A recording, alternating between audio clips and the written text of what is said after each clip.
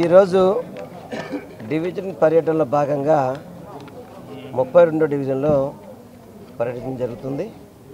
మా cooption member గారు సుభాష్ని గారు, సుందరపాల్ గారు, అదేవిధంగా మా డిప్యూటీ మేయర్ గారు శైలజారెడ్డి గారు, ఇతర పార్టీ ముఖ్య నాయకులు, స్థానిక ప్రజానికంతా కలిసి డివిజన్ అంతటా కూడా పర్యటించడం జరుగుతుంది.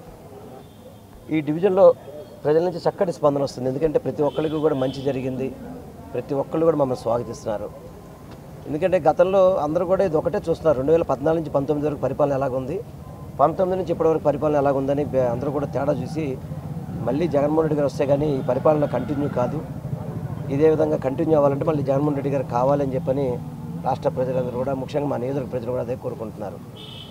అదేవిధంగా సంక్షేమ పథకాలు కంటిన్యూ కావాలన్నా, నేరుగా పథకాలు వాళ్ళ ఇంటికి వెళ్ళాలంటే ఈ వాలంటరీ వ్యవస్థ కానీ సచివాలయ వ్యవస్థ కానీ కంటిన్యూ కావాలన్నా కూడా జగన్మోహన్ రెడ్డి గారు ఉంటే తప్ప ఇది ఇతరులతో సాధ్యం కాదు అనేది కూడా ఈ ప్రజానీకం తెలియపరుచుకున్నారు.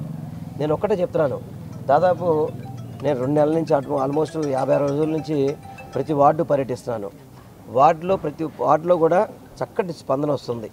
జగన్మోహన్ రెడ్డి గారి పథకాలు పార్టీలకు అతీతంగా, కులాలకు అతీతంగా, మతాలకు అతీతంగా పథకాలు ఇస్తారు కాబట్టి ప్రతి ఒక్కళ్ళు జగన్మోహన్ రెడ్డి గారు కావాలి, జగన్మోహన్ రెడ్డి గారు మళ్ళీ రావాలని చెప్పిన కూడా వాళ్ళు మళ్ళీ కోరుకోవడం చాలా సంతోషంగా ఉంది.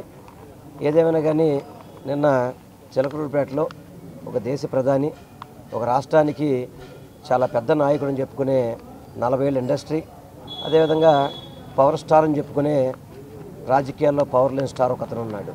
వీళ్ళందరూ కలిసి ఒక మీటింగ్ ఏర్పాటు చేస్తే కనీసం ఇంతమంది నాయకులు, ఇందాక కూడా చెప్పాను, తొళ్ళగొట్టే బాలకృష్ణ కూడా వచ్చాడు అక్కడికి అని చెప్పని, ఎంతమంది వచ్చినా కానీ ఆ సభ ఎలా వెలవెలబడిపోయిందో చూడండి ఒకసారి. ఎందుకంటే మా సిద్ధం సభ ఒకటి చాలు వీళ్ళందరికీ సమాధానం చెప్పడానికి. సిద్ధం సభ ఎలాగుంది, ఇంతమంది గుంపుగా వచ్చి దేశం నుంచి, అదే దేశ ప్రధానమంత్రి దగ్గర నుంచి కింద కార్పొరేట్ స్థాయి వరకు అందరూ వచ్చారు అక్కడికి, కానీ ప్రజలు రాలేదు అక్కడికి. ఎందుకంటే ప్రజలంతా కూడా జగన్మోహన్ రెడ్డి గారితో పాటు ఉన్నారు. జగన్మోహన్ రెడ్డి గారు పరిపాలన చేస్తానని చెప్పారు, జగన్మోహన్ రెడ్డి గారు మంచి చేస్తానని చెప్పారు. అందుకని చిలకలూరిపేట మొత్తం కూడా అట్టర్ ఫెయిల్యూరు. అదేవిధంగా ఇక్కడ కూడా కొబ్బరి బొండం ఒకటి ఉన్నాడు, ఇక్కడ కులిపోయిన బోండం, ఆ నీళ్లు తాడానికి పనికిరాదు, ఆ కొబ్బరి తినడానికి పనికిరాదు, అటువంటి కొబ్బరి బోండం ఒకటి ఉంది ఇక్కడ. ఇక్కడికి వచ్చి 2014 నుంచి 19 వరకు పరిపాలన చేశాడు. ఏం చేశాడు ఇక్కడ? ప్రజలకు ఏం చేశాడంటనా? ఒక పట్టా ఇచ్చాడా? ఒక పథకం అందించాడా? ఒక అభివృద్ధి చేశాడా? మళ్ళీ తంగులమ్మ అంటూ మళ్ళీ ఇప్పుడు నేను పోటీ చేస్తానంటాడు. మరి 2019 నుంచి 24 ఎక్కడ పోయావు? కరోనా టైంలో ఏ ప్రజానికైనా నువ్వు సేవ చేసావు? కనీసం ఒక్కళ్ళకి సేవ చేసావా? అటువంటిది ఏం లేదు. మళ్ళీ ఎన్నికలు వచ్చినాయని చెప్పి తంగులమ్మ అంటూ ఓట్లు అడుగుతున్నావు. సిగ్గుసారి ఉండాలి నీకు ఏమన్నా కానీ.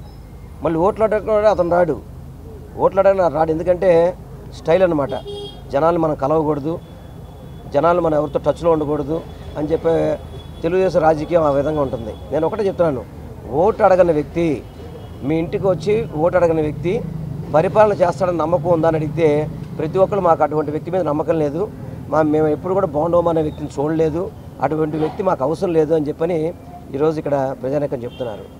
అందుకనే చెప్తున్నాను, బాగుండవు అనే వ్యక్తి ఇక్కడ ఈ నియోజకవర్గంలో గెలవడు. ఎట్టి పరిస్థితి గెలిచే సమస్య లేదు ఇక్కడ, ప్రజలు ఎవరు కూడా ఒప్పుకునే పరిస్థితి లేదు. ఎందుకంటే ప్రజలకు భద్రత ఉండదు. అటువంటి వ్యక్తి కనుక గెలిస్తే వాళ్ళందరూ కూడా సంఘానికి ద్రోహులు అంటున్నాళ్ళు. అటువంటి సంఘ ద్రోహులు అనే వ్యక్తులు పరిపాలనకు పనికిరారు. వాళ్ళ వల్ల నియోజకవర్గం అంతా కూడా విచ్ఛిన్నం అయిపోతుంది.